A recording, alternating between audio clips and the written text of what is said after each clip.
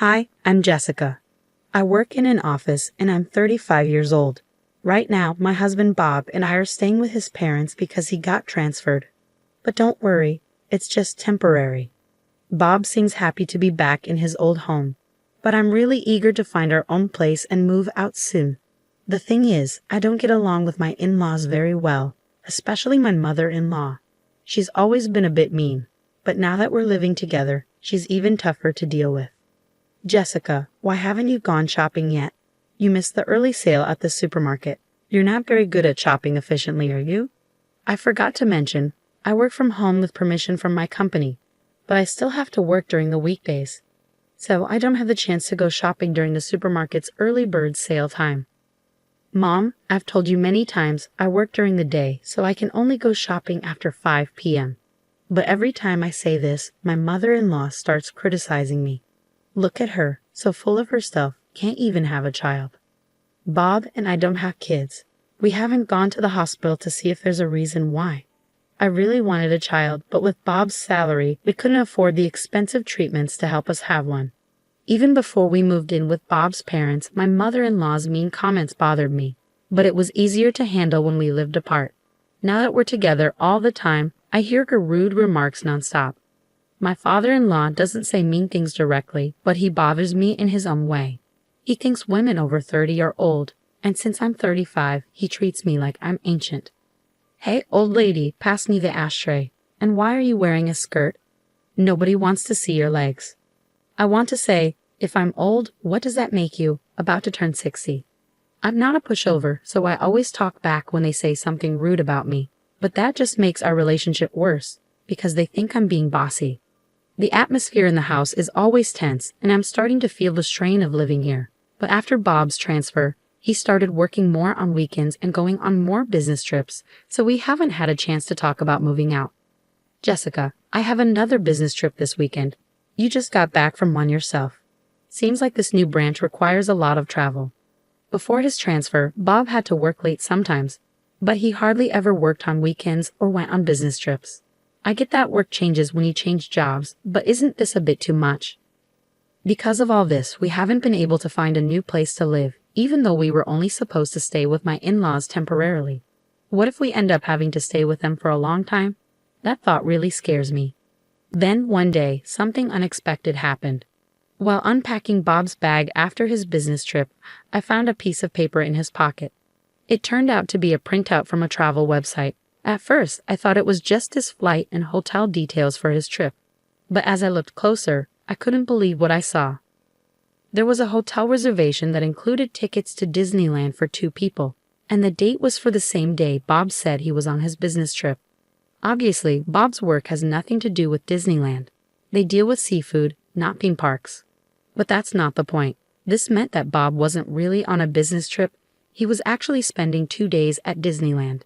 And since the hotel reservation was for 2 people, it was pretty clear he was there with someone else. While I was still processing this shock, I heard Bob humming "It's a Small World After All" in the shower, the famous song from Disneyland. He must have been reminiscing about his trip and humming without realizing. But it seems like fun attractions aren't the only things on his mind during these business trips. I was so furious that I was ready to storm into the bathroom and confront Bob. But just as I was about to, his phone rang. I was too angry to think straight, so I picked up the call without hesitation.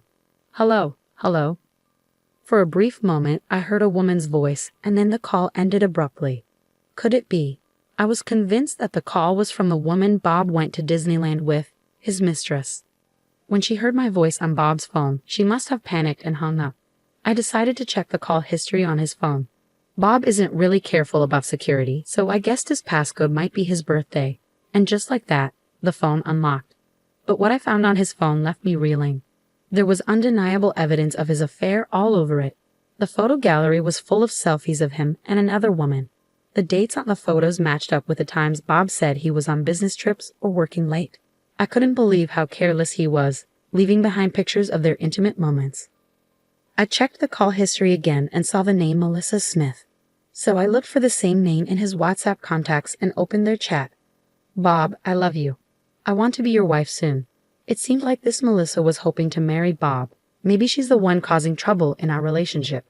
While I was thinking about this, Bob came out of the bathroom. "Ah, that was refreshing," he said casually, drying his hair with a towel. Facing Bob, who was drying his hair with a towel as if nothing was wrong, I didn't waste any time. "Feeling refreshed, huh? Seems like you're refreshed in more ways than one, huh?" I confronted him. "Who is Melissa Smith?" I demanded. Bob flinched at the mention of her name. "So it's true. You've been lying about your business trips and spending time alone with this woman, Melissa Smith. Were all those trips and extra work days just lies? It's unforgivable." "Why would you? How did you?" I pointed my smartphone at Bob, showing him the evidence. "All the proof is right here in this phone. And don't talk about privacy invasion when you're the one who's been cheating. It's ironic that a man who's cheating can complain about privacy. If you don't want people to see, set a better password." Before we got married, Bob and I promised each other he wouldn't cheat. I told him if he did, I'd leave him immediately. My feelings haven't changed. I can't stay married to someone who's with another woman. Let's get a divorce. When I mentioned divorce, Bob surprisingly agreed without arguing. "Yeah, I guess so." It caught me off guard. I expected more resistance. Was he already prepared for divorce once he got caught cheating? "I'll go get the divorce papers tomorrow. You can tell your parents," I told him. Bob's agreement was surprisingly casual, but once the decision was made, there was no turning back, and I had no intention of doing so. Was this the end of our marriage? I felt a pang of sadness. The next day, I left early to pick up the divorce papers from the city office and run some other errands. When I returned home late at night, I found my husband and his parents waiting for me. "So you finally decided to come back. We were wondering how long you were going to wander around," my mother-in-law remarked as soon as she saw me. With Bob present, she should already know about his cheating and our decision to divorce. Shouldn't she say something like an apology before making a snide comment? But instead of apologizing, my mother-in-law said something unbelievable. "Well, it doesn't matter. At least you're finally leaving. We don't want to see your face anymore, so it's just as well you've been gone all day." "What do you mean?" I asked, taken aback. With a smug smile, my mother-in-law replied to my question, "Exactly as I said. I'm fed up with seeing your face. Now that Bob is back, you were just in the way. You're always talking back and you lack any charm. Even when I tried to make you uncomfortable enough to leave, it took you so long to catch on. I finally had to use my secret weapon." "Secret weapon?" I repeated, confused. My mother-in-law looked pleased. "You already know the name of Bob's girlfriend, right?" "Yes, something like Smith." Why was she checking if I knew the name of Bob's mistress? You see, I have a friend from my book club, Mrs. Smith. Her daughter is such a well-mannered, charming young lady. She's 10 years younger than you, only 25. At that age, she can have kids easily. Then my mother-in-law dropped a bombshell. So I introduced Mrs. Smith's daughter to Bob. Excuse me? I was shocked. I never expected my mother-in-law to say something like this to me. "Are you saying, mother-in-law, you arranged Bob's affair?" "Oh, arranged sounds so scandalous. I simply introduced them," she replied proudly. I couldn't believe that a mother would encourage her own son to cheat on his wife, and she was so proud to tell me about it. What a terrible mother. Well, I had no other choice. Bob is our only child. We need him here. I would have even accepted you as my daughter-in-law if you'd had children. But all you did was work, never giving us any grandchildren," she continued. Beside her, my father-in-law nodded in agreement, so he was aware of his wife's actions. "Do you understand? A 35-year-old woman who can't even have kids is no longer necessary.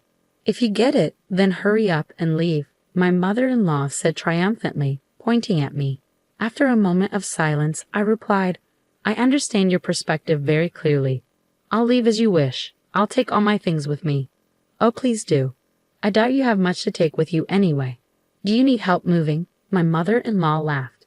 Even though she didn't know it, I would have the last laugh. "No, it's fine.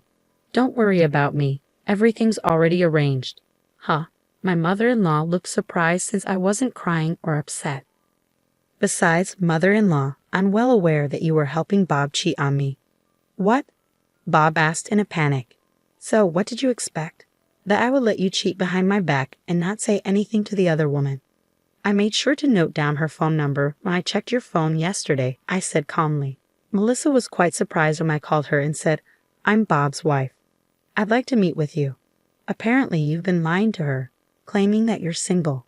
I set the record straight. Bob, my mother-in-law, and my father-in-law were all stunned. They never expected me to take such decisive action in just one day.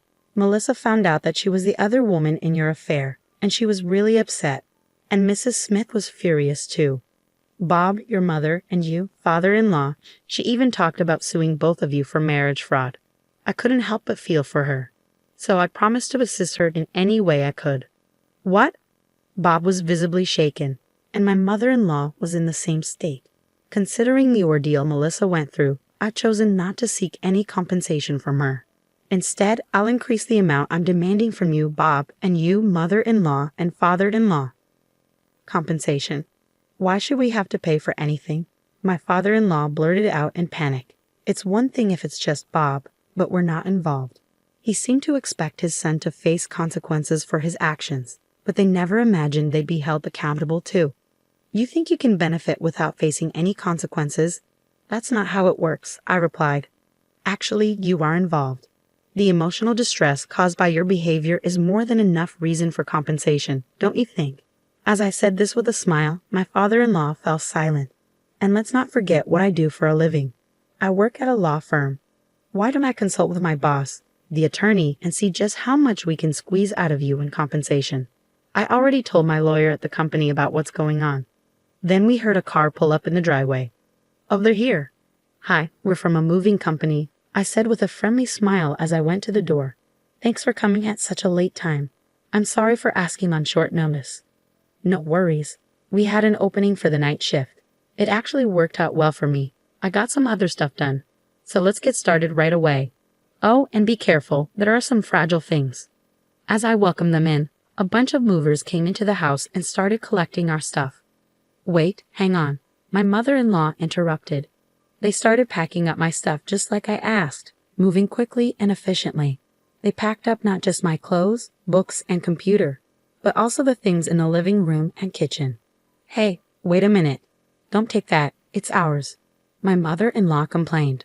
No, I brought all of these things here when we moved in. They're mine, I explained calmly. When Bob and I first moved here because of his job, the appliances in the in-laws' house were old and worn out. I couldn't stand it, so I had our appliances sent over from our old apartment. Now it seemed like my mother-in-law had gotten used to the new appliances and thought they were hers. There was a robot vacuum, a cordless cleaner, a fancy oven that could do lots of things, an induction cooktop, a special hairdryer, and an espresso machine.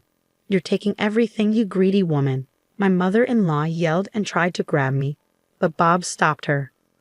Mom, it's all Jessica's stuff. We can't change that, he explained. It looked like Bob understood what was happening, but my mother-in-law wasn't ready to give up. Once you get used to better appliances, it's hard to go back, right? If you're not happy, why don't you just buy new ones? But after paying compensation, it seems unlikely you'll have enough money for fancy appliances. While all this was happening, the movers were quickly loading my things into their truck as I directed them. They nodded to me and climbed into the truck. All right, I'm heading to the new address too. Please make sure everything arrives safely, I told them. As I watched the moving truck drive away, I got into my car. Wait, this car is mine too. Where's that truck going? Bob asked. Huh? Oh, I'm taking it to my old apartment, the one I lived in before we had to move because of your job transfer. It's my apartment.